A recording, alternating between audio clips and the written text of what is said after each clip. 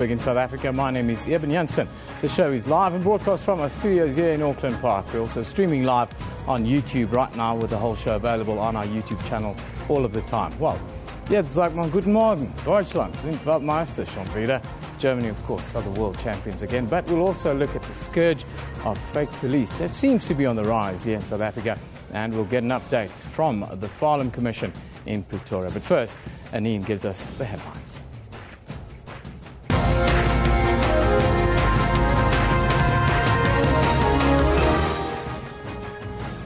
Good morning, I'm Anine Dormel. Let's take a look at the stories making headlines today. Former Police Minister Nathi Mthethwa will testify this morning at the Marikana Commission of Inquiry. Mthethwa is now the Arts and Culture Minister, was Police Minister when 34 striking platinum miners were shot dead by the police at Marikana near Rustenburg in the northwest almost 2 years ago. The minister's testimony is expected to be followed by that of Deputy President Cyril Ramaphosa, who was a shareholder at the Lwandle platinum mine at the time of the Marikana shootings. The Metal Workers Union NUMSA will meet with employers in the steel and engineering sector today to discuss the two-week-old strike by 200,000 of its members in the sector. This comes after the union formally rejected the latest offer from employers for a 3-year deal, saying its members are reluctant to sign for more than 1 year due to the unpredictable increase in the cost of living. The union's Irvin Jim says the strike will now be intensified and that NUMSA is seriously considering solidarity action in other sectors. If they can make The first round of public hearings into the eviction of illegal shack dwellers in Lwandle will get underway today at the Good Hope Centre in Cape Town. Earlier this year, Human Settlements Minister Lindiwe Sisulu appointed a ministerial inquiry to investigate all the circumstances under which the evictions took place. Nearly 800 people were evicted in June from South African National Road Agency, who owned land in the area. Palestinian President Mahmoud Abbas has called on the international community to stop the Israeli offensive in Gaza. He made the call during a meeting with UN Special Envoy Robert Seri. More than 160 Palestinians have been killed in Israel's latest offense on the enclave. Mario Götze's 113th minute strike has made him the first replacement to score the winning goal in a World Cup final. The German substitute volleyed a goal 7 minutes from the end of the extra time to clinch a 1-0 victory over Argentina that secured a 4th World Cup trophy for the European team. Argentina's star player Lionel Messi won the FIFA Golden Ball as the best player of the World Cup, and the Golden Glove Award for the tournament's outstanding goalkeeper went to Germany's Manuel Neuer. Remember, all of these stories are available on our Facebook page. You can also follow us on Twitter at SABC Newsroom. Eben, back to you. Yeah, thank you very much, Anine. Now, recently concerns have been raised about the targeting of foreign business owners by fake police members in Johannesburg. Last week, a Chinese couple was shot and killed while driving home from work in Fordsburg, and it is believed that many of these shop owners are still being stopped, searched, robbed and attacked by these so-called police members. Now, police have managed to crack down on 2 of these syndicates, and to talk to us about the situation in downtown Johannesburg and elsewhere, we are joined by Brigadier Neville Malila, the Gauteng provincial spokesperson for the police. Good morning, sir. Thank you for joining us. Good morning, Eben. Mouthful there. It's not the first time we hear of these kinds of syndicates. Just give us the latest on what's happening now. Yes, Eben, we received complaints about police officers or the alleged involvement of police officers in criminal activities, and not only in downtown Johannesburg, but also in other parts of Gauteng. We have then instituted investigations. Now, currently there are 2 investigations underway. Where we've made the arrest was a syndicate that posed as police officers as well as SARS officials, and we've managed in that particular instance to arrest 22 people. 17 of them were SARS officials, and there's 4 police officers that's been arrested. That investigation is underway. Now, coming back to the downtown Johannesburg issue, now we received complaints last year, and the provincial commissioner has then instituted a provincial investigative unit to deal with some of these investigations. Now, the provincial investigative unit in Gauteng is one of our higher investigative units, and we are investigating reporting approximately 2. Yeah, there are 2 cases. I spoke to the Deputy Provincial Commissioner for Detective Services this morning, and she indicated that currently we have 2 cases. One of them is the incident where the Chinese couple were killed 2 weeks ago, and we haven't managed to make any arrest in those. Now, even one of the things that came through in the investigation is that, there are these allegations, and we hear from media, and we hear, we read on the social networks that of police involvement in criminal activities, especially in the area of Dragon City. But what we've seen is that there are so little of these incidents that are being reported to the police. Yeah. Now, from police's side, what we've done, we've also engaged, because most of these people, it's either foreigners from the African continent, or it's Chinese community. Now, we've engaged the Chinese community, the leadership in the Chinese community, as well as the Chinese embassy. And out in Cyril Dean, we've even opened up a reporting point, because we want the community to report these incidents so that we can investigate and arrest and get rid of these rotten apples if there are any actual police involvement in it. How do these fake police members, for lack of a better word, how do they access uniforms and vehicles and the like? 2 weeks ago, we've arrested 3 people in the Johannesburg CBD, in the area around Dragon City. One of the people that we've arrested was a former police officer. He had a fake ID card with him. He had blue lights with him. And there were also instances, for instance, in Sandton a month ago, where we've arrested 2 people, and they had blue lights with them, as well as fake IDs and a JMPD uniform pieces with him. So at this stage, we're investigating and see if these uniform pieces, because at times people, if you make these arrests, it is just bits and pieces of uniform pieces. It's not the person that will have a full uniform like I have on. They will either have a bulletproof jacket, or just an insignia or a reflective jacket that represent the South African Police Service. Now, what we've done from the side of our logistics is that when police officers come and when they need new pieces of uniform, you need to bring your old uniform pieces in order for you to get new pieces, so that we can we can stop that part if there is this allegation that the bogus cops are getting uniform from real police officers. Members of the public out there, what are your rights as an individual if you are stopped by police and you feel uncomfortable? What should you do? Even especially in the province, Gauteng province, we've been very vocal. The past 2 years, we've been vocal. We've indicated to people, because if you read the stories or you listen to some of the complainants, they will indicate to you that most of these instances of alleged police involvement or bogus cops, these instances when they are robbed normally happens at night. And we've indicated to the public out there that at night, when you are stopped by police officers, you can indicate to them that you want to drive to a lit-up area, for instance, a garage, a police station.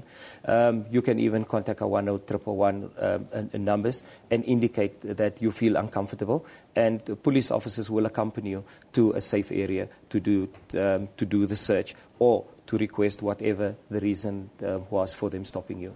Let's just go back to this case peculiar that business owners are now the targets. Is it because they are such easy targets, and do you expect this kind of behavior to escalate? No, we don't. We don't expect the kind of behavior to escalate even. Our appeal ultimately to business owners, especially in that vicinity, is to come forward. One, you can come forward, you can report these instances at any police station. So if there is a fear to go to a certain police station, it can be reported at any police station. These instances can even be reported to the IPID and to our toll-free numbers for us to investigate them.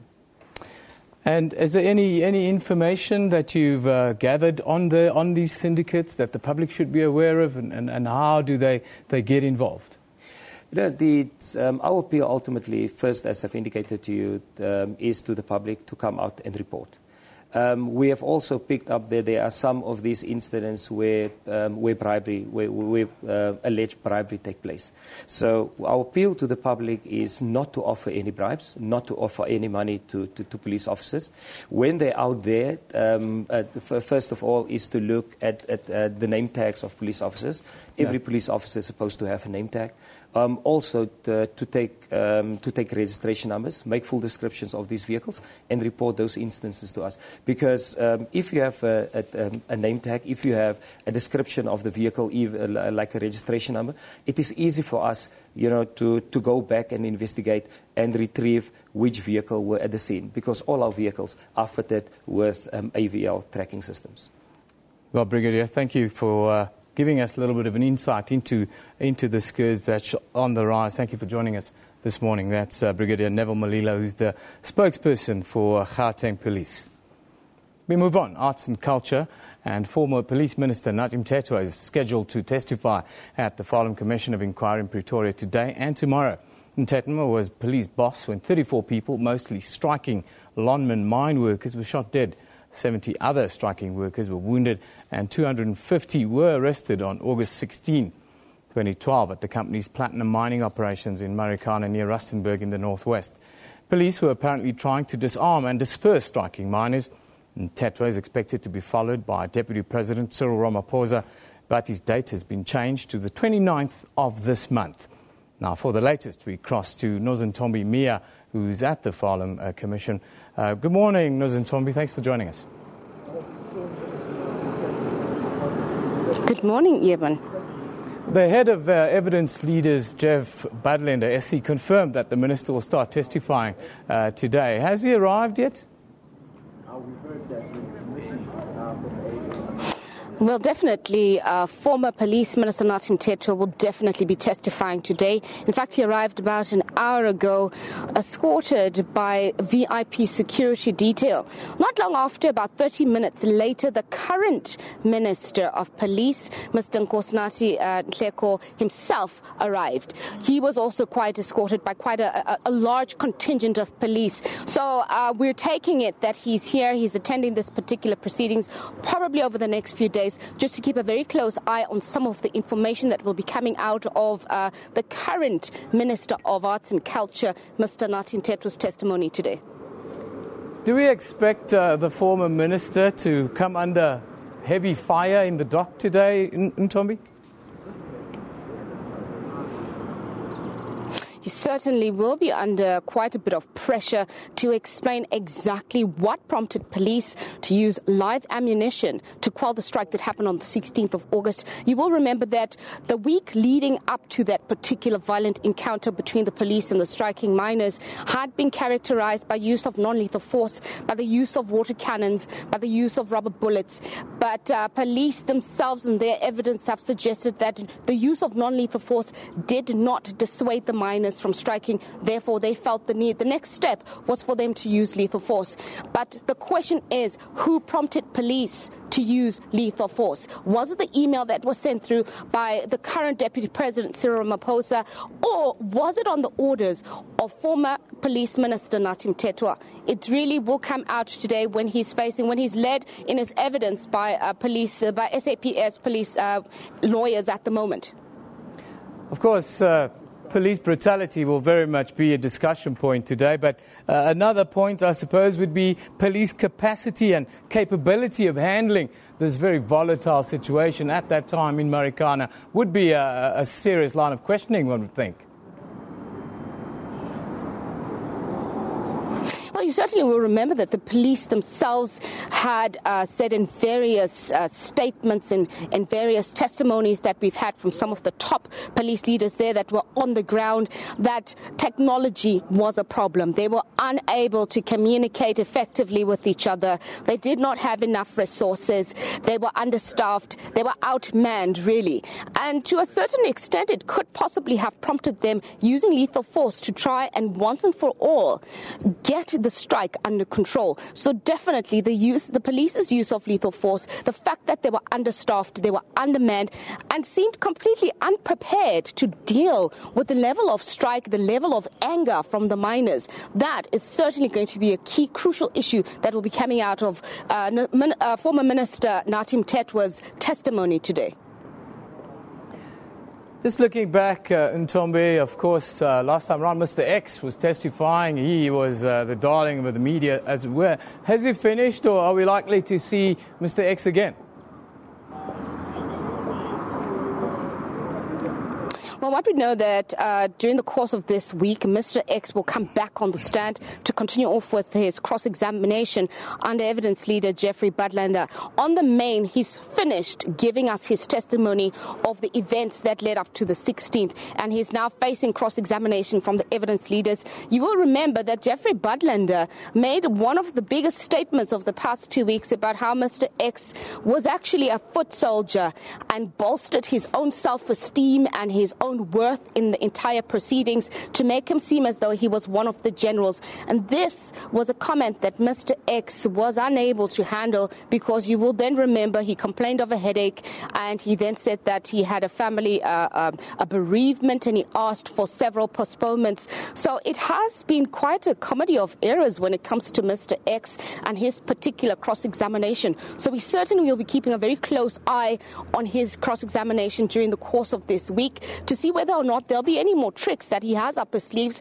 or whether he will sit down and he will give full and proper, truthful, honest comment to the evidence leaders about really what happened in that week, what happened on the Kopi with the miners that were dubbed the militant Makarapa miners, or whether or not he'll continue on with his line of evading the truth and not really giving us the full story of really what happened on the Kopi. Finally, Ntombi, President Jacob Zuma has again extended the inquiry's lifespan from July 31 to a new deadline of September 30. Is the Commission still on track to complete this job? Well, one of the issues that we do know is that there's still at least 20 more witnesses that need to come up to the evidence stand. It's really doubtful that in the next few months, all 20 of them will have had an opportunity to sit before Judge Farlam and really give their side of the story. So it'll be very interesting to see how exactly the Commission is going to be able to deal with all of the evidence from the 20 more people that are still expected in such a limited space of time. But we do know that as much as the Commission itself has been given a deadline of about the 30th of September, there is a likely possibility that the President will have to extend the deadline even further, because if the deadline is not extended and the full truth of the Commission is not told at this particular Commission, it could render the entire 2-year process moot. And that would be besides the point, and it would not be giving justice to the widows of the 34 miners who were killed by police, the widows who were killed themselves, the widows whose husbands themselves were killed by the striking miners. So in essence, most likely the President would have to give a further extension if all the 20 more witnesses have not had a chance to give their side of the story yet. Well, thank you very much, Ntombi Mia, live from the Farlam Commission, giving us a little update what the expectation is today. Of course, former Minister, Police Minister, that is Nathi Mthethwa, is expected to on the stand shortly there. Now, let's just look at our top news story. The Metal Workers Union NUMSA will meet with employers in the steel and engineering sector today to discuss the 2-week-old strike by 200,000 NUMSA members in the sector. Yesterday, NUMSA announced that its 9 regions had rejected the latest offer from the Steel and Engineering Industry Federation of South Africa. So near and yet so far. The last offer from employers is close to where NUMSA is prepared to settle, but in the end, rejection by the union. Employers are offering a 10% increase this year, 9.5% next year, and 9% in 2016. So our members are saying if employers want a 3-year agreement, they must accept that they must give an increase on an ascending scale, which means 10, 11, 12. But our members are very clear. They say if they can't make that, then they must accept that they must give us 10, 10, 10 for a period of 3 years. NUMSA says it's now considering calling on its members in other sectors to support the strike.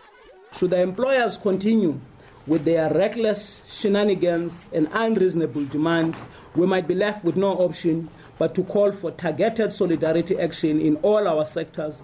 This is seriously under consideration. Both NUMSA and employer body SABC have accused each other of prolonging the strike.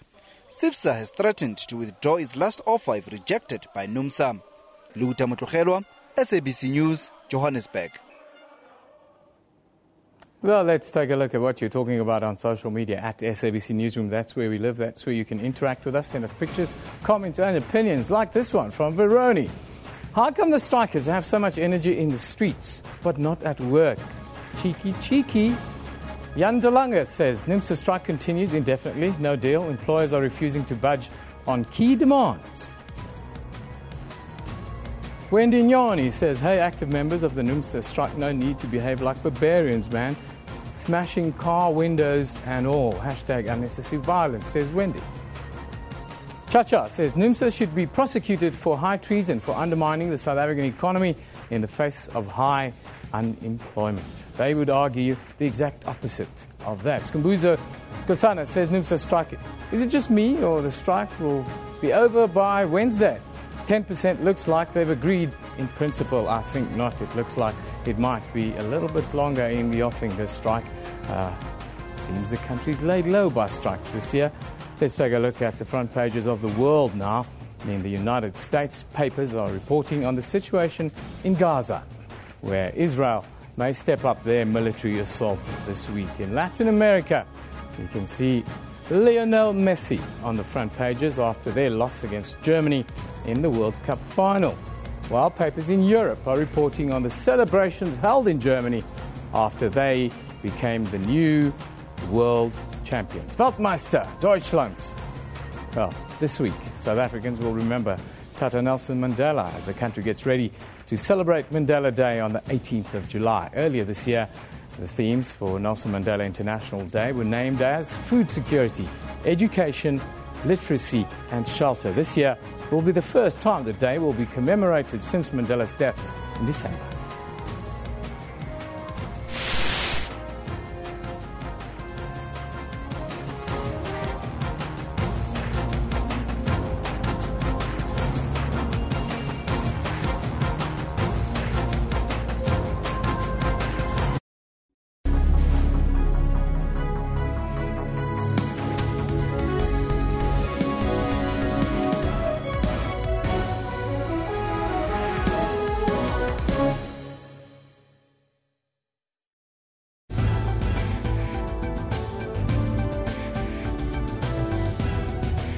Has the media rather fully probed the government about the plans to even try and get rid of this Boko Haram? What's important for me is for media to cover the other side of things, where you say, who is Boko Haram? Absolutely. What do they represent? What is their agenda? Because we're not getting that. The story was relegated to the back burners. Why the sudden media interest? The coverage has certainly been poor, and I can almost guarantee that if this was a celebrity family, this story will be in the news almost every day. Watch Media Monitor with me, Alicia Jali, Sundays at 9 a.m. only on the SABC News channel.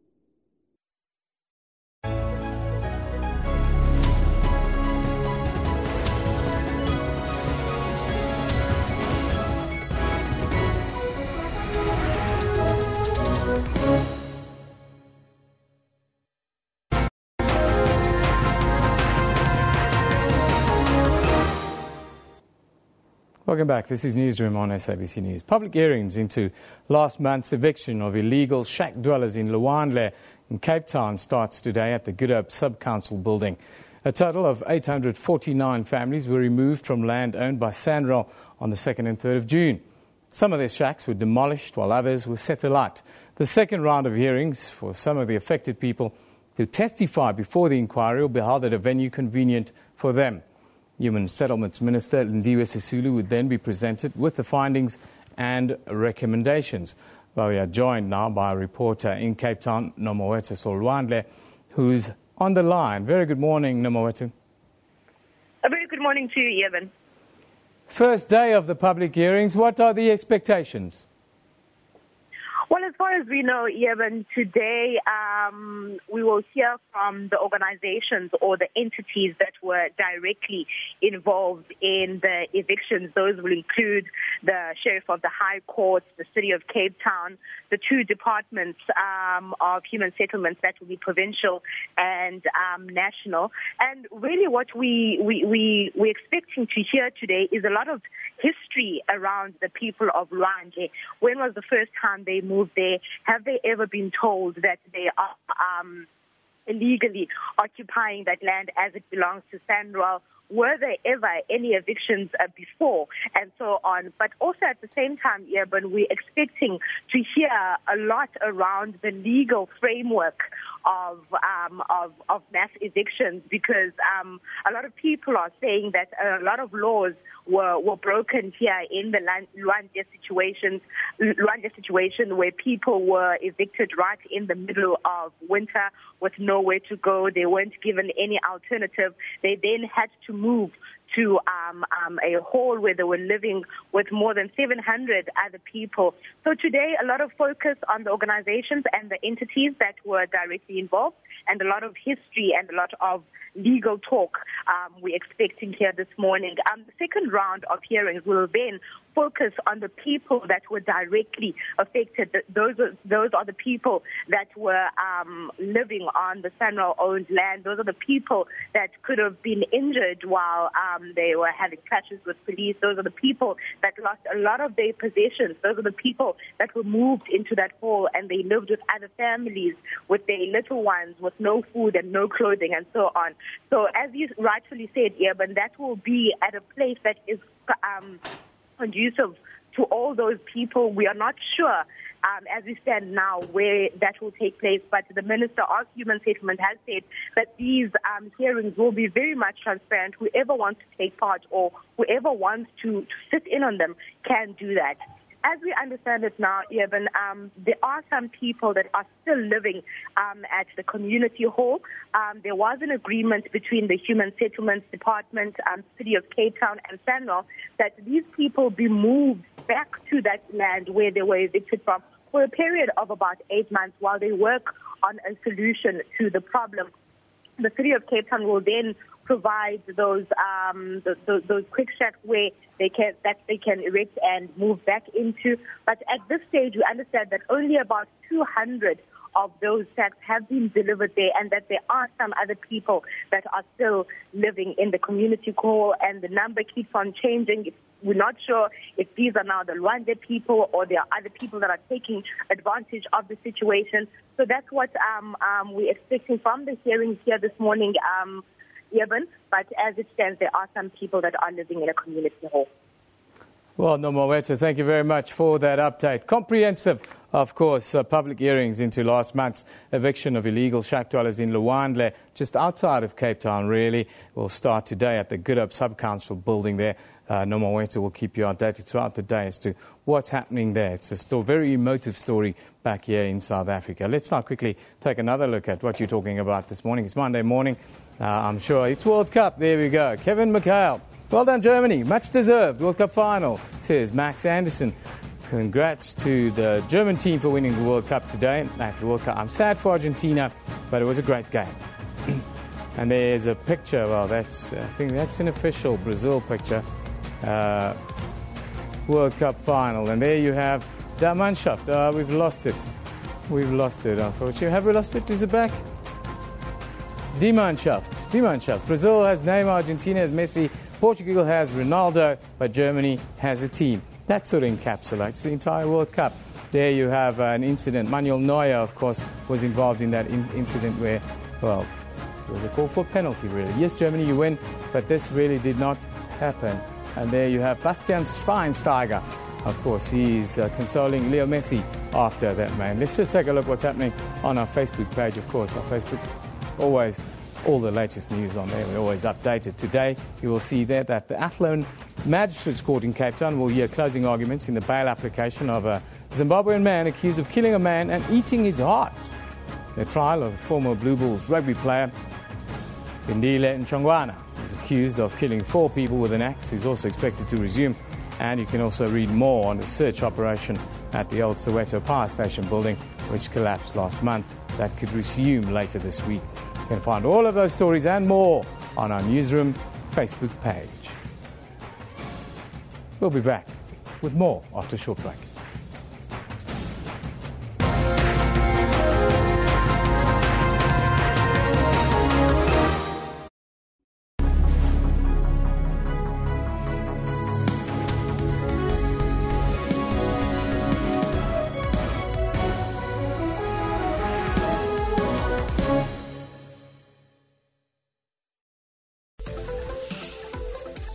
Good evening and welcome to yet another edition of Sports Live, the show that brings you the latest local and international news, live interviews with the who's who in sport. He's the first South African to wear a yellow jersey that was at the Tour de France this year. It's the first time that we get a boxer who's recognized by the Ring magazine as the best fighter in the planet to visit our country. And he's very close to world record pace. And in fact, it is a new world record. When you cross the line, what went through one's mind? None of the 4 of us knew where it won. The scoreboard is always on the left, but all of us tend to the right. No, we just waited for the country to go down. RSA. That's Sports Live, daily at 8:30 p.m. on SABC News.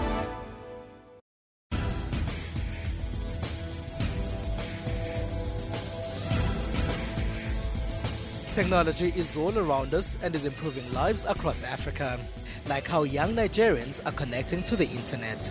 There are doctors finding new ways to save lives in Cameroon, and the South African public transport system that is now getting Wi-Fi. We have gadgets, apps and loads more, some of which play a big role in Africa's growth. A huge part of this African growth is technological innovation. To find out a bit more about social media and technology news from here in Africa and abroad, join me, Phumelele Zondi, every Sunday at 7:30 p.m. on SABC News.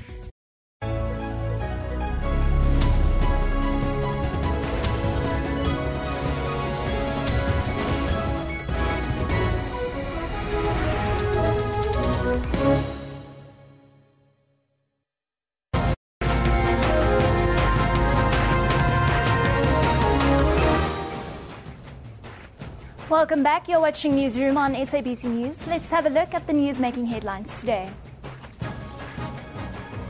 Former Police Minister Nathi Mthethwa will testify this morning at the Marikana Commission of Inquiry. Mthethwa, who is now the Arts and Culture Minister, was Police Minister when 34 striking platinum miners were shot dead by the police at Marikana near Rustenburg in the northwest almost 2 years ago.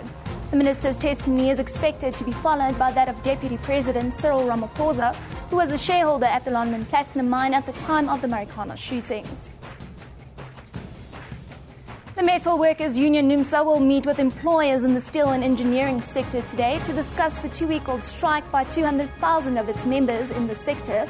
This comes after the union formally rejected the latest offer from employers for a 3-year deal, saying its members are reluctant to sign for more than 1 year due to the unpredictable increase in the cost of living. The union's Irvin Jim says the strike will now be intensified and that NUMSA is seriously considering solidarity action in other sectors. The first round of public hearings into the eviction of illegal shack dwellers in Lwandle will get underway today at the Good Hope Centre in Cape Town. Earlier this year, Human Settlements Minister Lindiwe Sisulu appointed a ministerial inquiry to investigate all the circumstances in which the evictions took place. Nearly 800 people were evicted in June from South African National Road Agency, who owned land in the area. Jubilant German fans have celebrated their World Cup win with a traditional parade of honking cars in Frankfurt and Berlin. 300,000 fans have braved torrential downpours and thunderstorms to watch the game at Berlin's fan zone. The victory had a deep historical significance for many Germans, as it was the first World Cup won by a united Germany. It came 24 years after West Germany beat Argentina in 1999. Like South Africa in 2010, the curtain finally came down Brazil 2014 Soccer World Cup. The world can now look forward to Russia in 4 years to come, where teams will have to undergo a daunting task of qualifying. But what is now in everybody's mind all over the world is the 2014 World Cup final. Those stories are available on our Facebook page. You can also follow us on Twitter at SABC News. Evan, back to you. Yeah, thank you very much, Janine, and thank you for setting up the World Cup final so nicely for us. I'm joined in studio here by Mark Askins, a soccer analyst and former player, and Simon Burke, our prime-time sports anchor here, and a man who fancies himself as a bit of a football pundit, or pundit all round, isn't it, Simon? Or is it just a jack of all trades, is it? I don't know. I think I've already hit World Cup withdrawal symptoms. I think we need a moment of silence just to let this pass, because it's not with us anymore. And we should acknowledge that fact. It should move on. Well, we're still feeling the after effects of what was a very late night last night. Yeah. Mark, it wasn't the greatest game. It was a bit cagey, wasn't it? It was always going to be. Obviously, coming into this game, Germany off the back of the 7-1 annihilation of Brazil, really. Argentina were going to always play a really tight game, so it was expected, but I think it was still a really tactical match, and I enjoyed that part of it. I disagree. I think, did you watch 1990 final? Yes. That was one of the... I mean, if you want to torture someone, show them that final. Because I think the Argentine red card right at the end was possibly the highlight of the match. This was all right. This wasn't bad. Messi had a couple of runs. The Germans didn't look that great. And I like the fact that the Argentines stood up to the German machine. I was very impressed with that. Not so much with Higuain missing.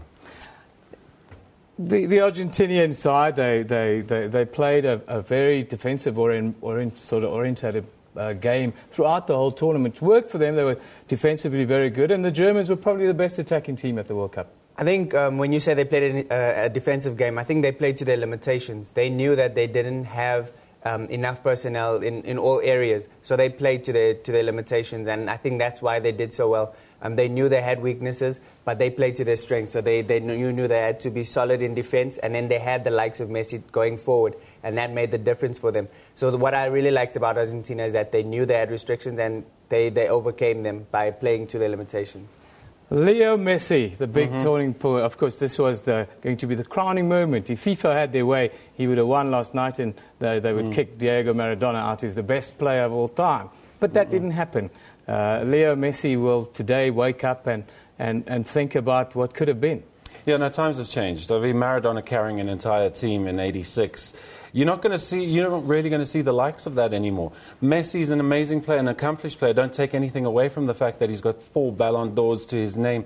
But you can't have a man carrying a team into the final, especially not against a consummate team, a team that's been a work in progress for 10 years, according to Joachim Low, a team that has scored relative placings at major tournaments for a while now. Their time was coming. And whereas with Argentina, you look and say, okay, Messi, with Germans, where do you start? They've got everyone. And who comes on and scores? Mario Götze. He's a youngster from Bayern Munich. Their future's bright. It's very, very bright. This is another Spanish team now. This is another legacy. On the balance of play, though, throughout this tournament, the best team won the World Cup, no doubt. I think the good thing about this tournament is that it proved true. And even if you look at the semi-finalists, I think those are teams who deserve to be there. And like you said, the 2 teams in the final deserve to be there. And Germany were definitely worthy winners. And like Simon's saying that going forward into the future, the scary thing with the Germans is they only have 3 players that are 30 years old. Miroslav Klose is obviously 36. He'll be out. Weidenfeller, who's also, he won't be there, obviously, going forward. And but the rest of the team... No, he's not. I don't think he's turned 30 yet.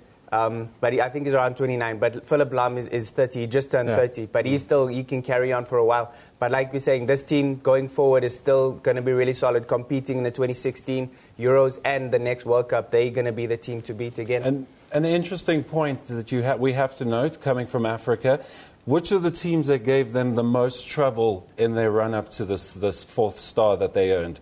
It was Ghana, a 2-2 draw, and it was Algeria who took them to extra time and took them on the counter-attack a couple of times. So hats off to Africa for giving the world champions No, a Simon, scare. we're clutching at straws there. No, we're not. The Germans underestimated both those teams and were happy to get away with the result. The African teams all came home early for the reasons that we all saw and know why. Let's talk about Brazil and the success of the tournament. It was written off beforehand as going to be marred by protests and be the worst World Cup ever.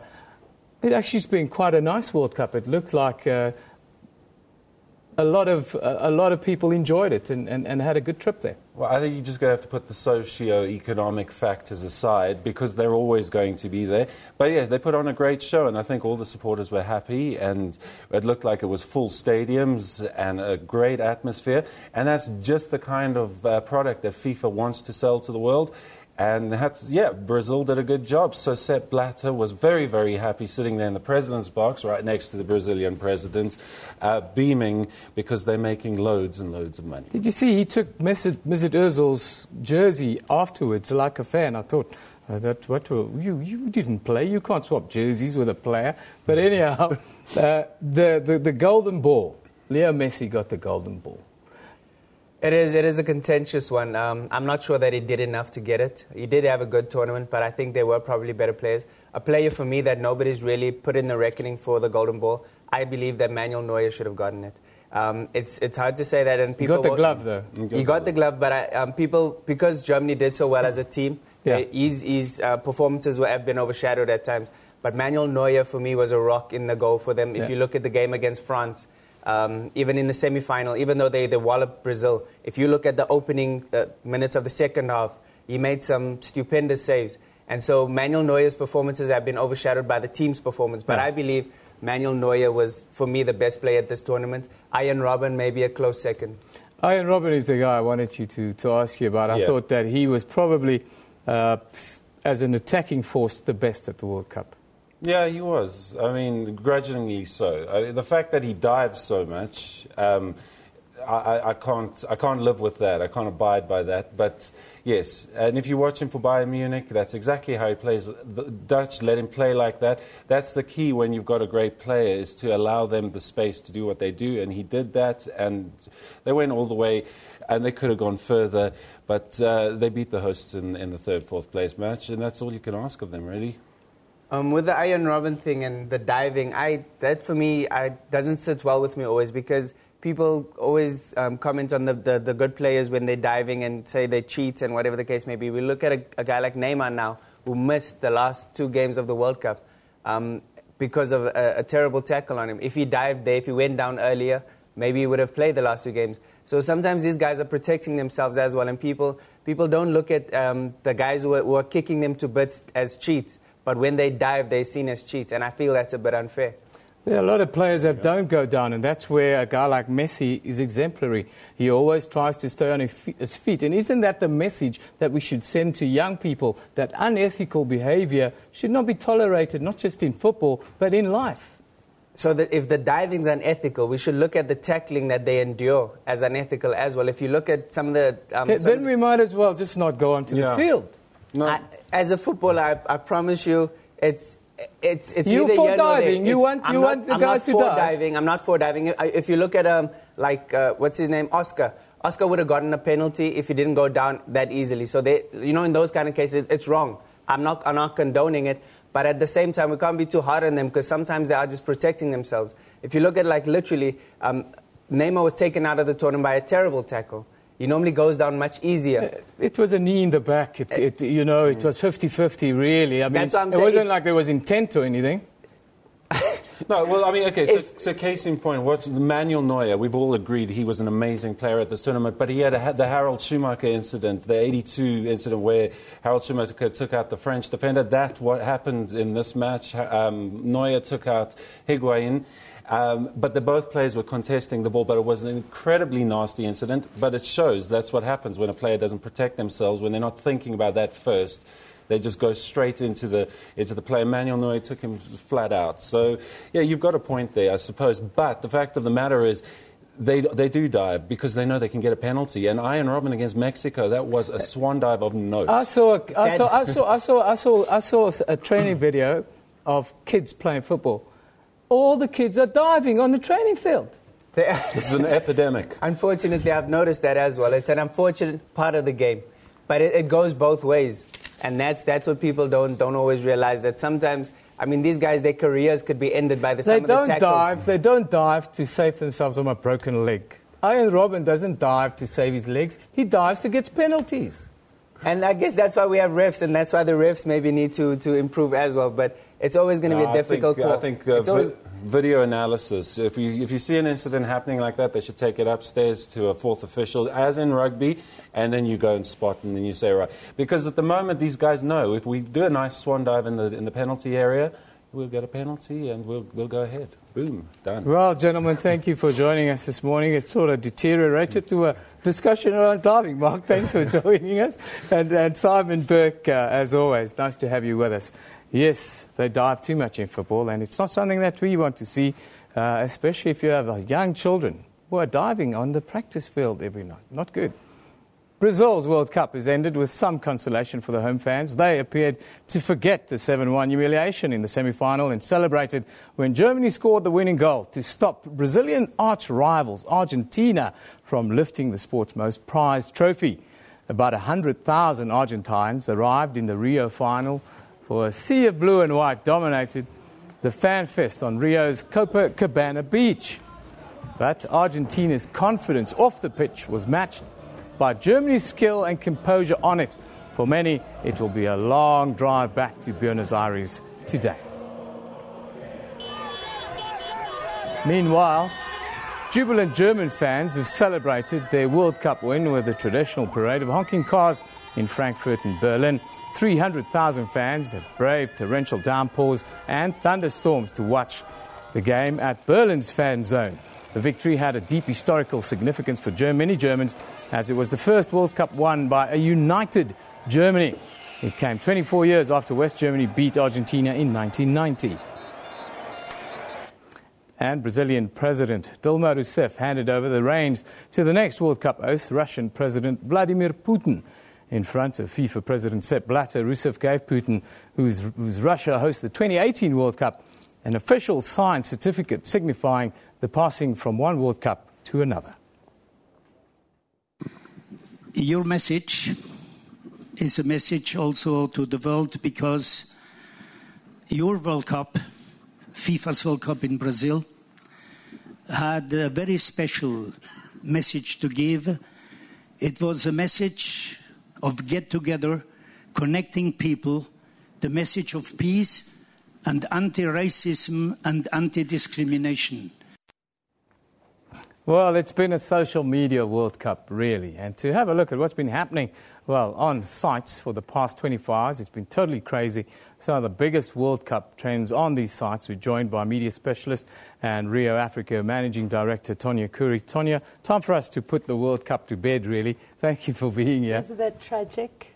I feel the sense of loss. I don't know what I'm going to do with myself. We'll all be able to go to bed at an appropriate time now. This is true, Evan. This is true. I mean, social media obviously took off last night with the World Cup final. But what was interesting is in media overnight, 50-50 split between Argentina and Germany across social networks. So Germany just taking it by nose, 51%. I suppose that goes to show the scoreline as well. And then, of course, we had the third and fourth position playoffs. Yeah, that was... yeah. Very, again, disappointing, wasn't it? But Brazil coming in at almost 90% of the coverage with that game. And that's really because people are really not very happy about the outcome of Brazil's performance. Yeah, it was a big setback, I think, for an entire nation. You could just see the mood in an entire country sort of change within the space of 3-4 days, really. Yeah, it was almost like everything just sunk in on itself. So what will be the big point to remember out of this World Cup? What do you think? Will it be Luis Suarez, the biting incident, or will it be that humiliation of of the host nation by Germany in the semi-final. Well, we've had so many, haven't we? But I think Suarez made an enormous impact on the chart. I mean, that was a very big story. Neymar's injury was massive, I believe bigger than Suarez's story. And then, of course, Brazil's tragic exit. But you know what I found interesting, Evan, is what we do is, and this is why this tool is so good. At Roy, we pull out brand reputation management and analytics. And what I found so interesting is the level of sponsorship that's firstly put into the World Cup. I mean, I saw some statistic yesterday, $1.5 billion just to have that sort of association. But then in addition to that, you get all the exposure of the logos. So what I did is we took out all the mentions of the main sponsors in the brand. And would you believe that Adidas came in at almost a third of all the sponsors across the World Cup when it came to editorial coverage? They're looking at 31.52% against big names like Coca-Cola's 8.89. I mean, isn't that crazy? That's... Well, the Germans win all round, it seems. It seems. And I think that's primarily because in the final you had two Adidas-sponsored teams on the pitch, and then, of course, we had the man of the match and all those good things. We put all the FIFA awards on one chart as well. Yeah. And you'll see there Leo Messi coming in with 17.61%, which I found a little bit surprising. This is in the past 24 hours. Yeah. Romero making man of the match, coming in at 29%, but Neuer coming in at 38%. Neuer. Yes. Neuer's the man. Neuer's the man. Again, Indeed. it's a goalkeeper that hogs the headlines. Thank you, Tonia, for joining us and wrapping up the World Cup and seeing the trends and what's been happening. Thank you for joining us. It's been a very hectic month. Now we can all get back to our daily lives, I suppose. Yeah, I suppose so. Thanks, Evan. Thanks very much. Well, that's where we have to wrap it today. Newsroom is broadcast live every weekday morning between 9 and 10 a.m. from our studios in Johannesburg here in South Africa. The show repeats at 2 in the afternoon with a rebroadcast at 5 a.m. the following morning. We're also live on YouTube at that time with the whole show available on our YouTube channel. This is SABC News. You have been watching Newsroom. We love it in the morning.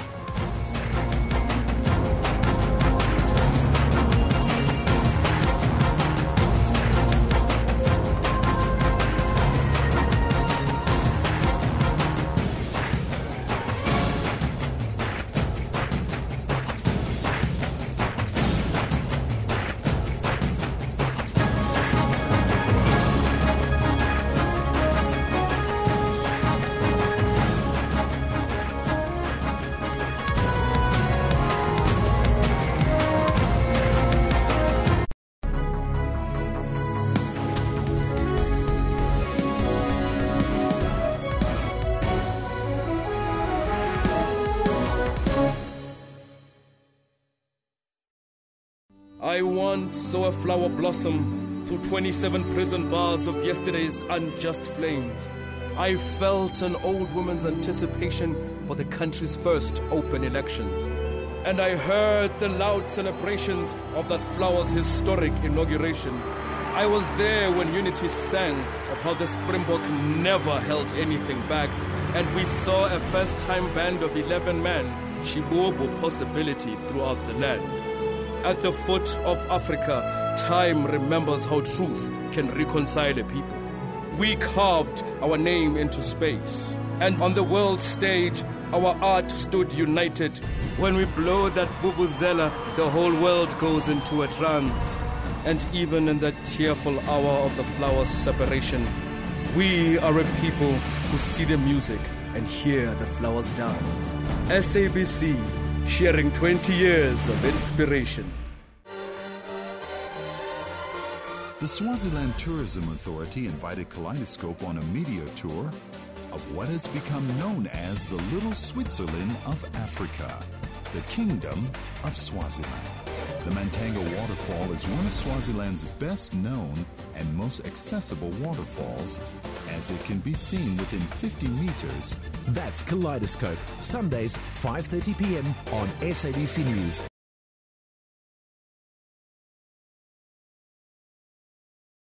In 1978, all we had could be accommodated in this little case. The Gospel Outreach Ministry began in Johannesburg 30 years ago. I was a banker, yes, and we, as colleagues, started in an office, a small meeting, but from the beginning decided on the name Gospel Outreach. The idea was to reach out with the gospel into the city. Initially, gospel outreach was aimed just at people in business, but as the city changed and the businesses moved out, gospel outreach evolved and started taking their message of hope to the people who were left behind. And with that demographic change, it started moving us towards aiming at a mission to be conducted in the city. For an outsider, the transition from banker with a successful career to pastor living by faith is not a logical move. How did this happen for Eddie Vosloo? That call came more specifically in greater emphasis during the 1980s, and it was during that time that I completed my theological studies and then eventually retired from banking in 1993 to do this on a more full-time basis. Eddie had the vision to make it happen, but he also realized that he would need help, and there were even times when he had questions about his own involvement.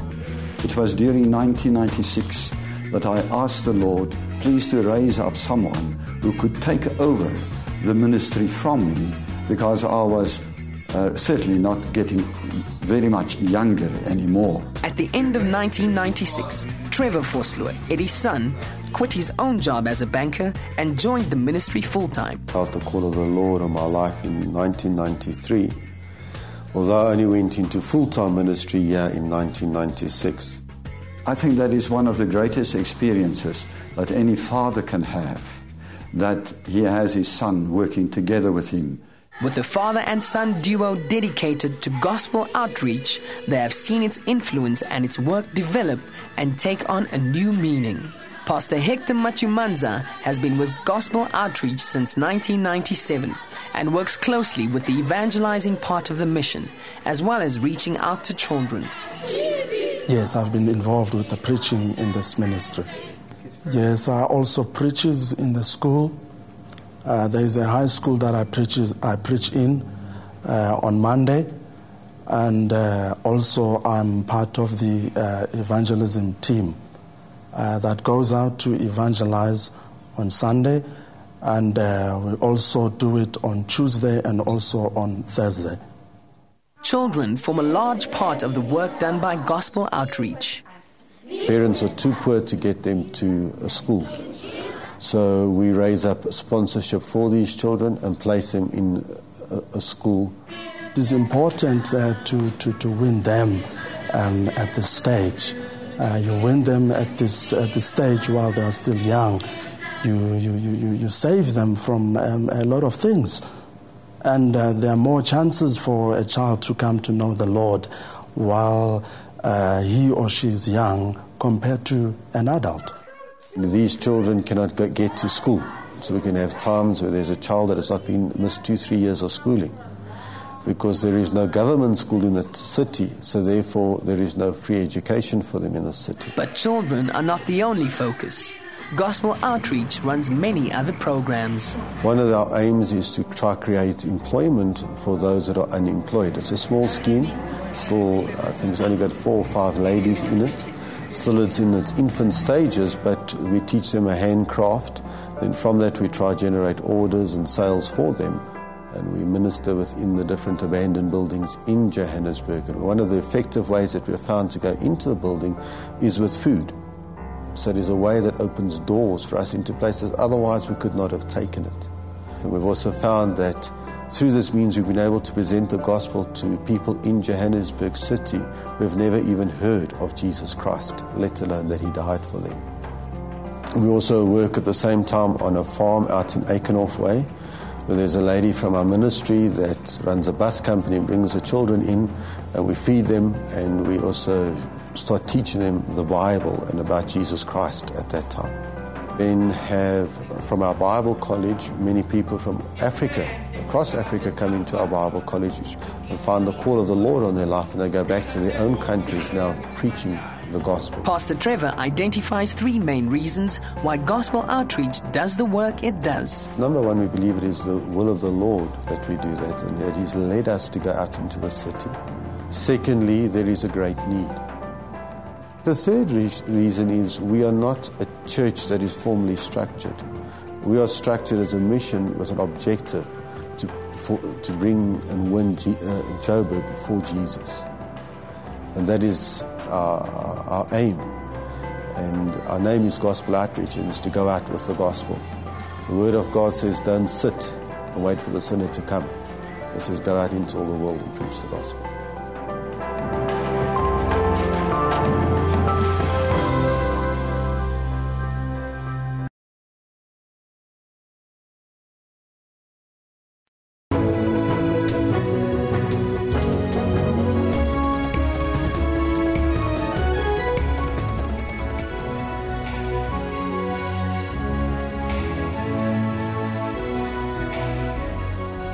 A very good morning and welcome to AM News Live on SABC News Channel 404. It is 1000 hours across all the Central Africa regions. The next 2.5 hours, all local and all global news coming your way, including, of course, your business and sport. I am Alicia Jali. With me, Mr. Kendall Makamate with the sports news. Now, Kendall, a very good morning to you. What a wrap to the World Cup yesterday. It was phenomenal. It was a very tight tactical match. Our analysts had been talking about it all week, about how tight and tactical it was going to be, and it was exactly that. Mario Götze, now Super Mario, absolutely 1-0 win for goal. Germany. All right, so Kendall returns a little while later with the full sports bulletin. Let's now take a look at your leading stories this hour.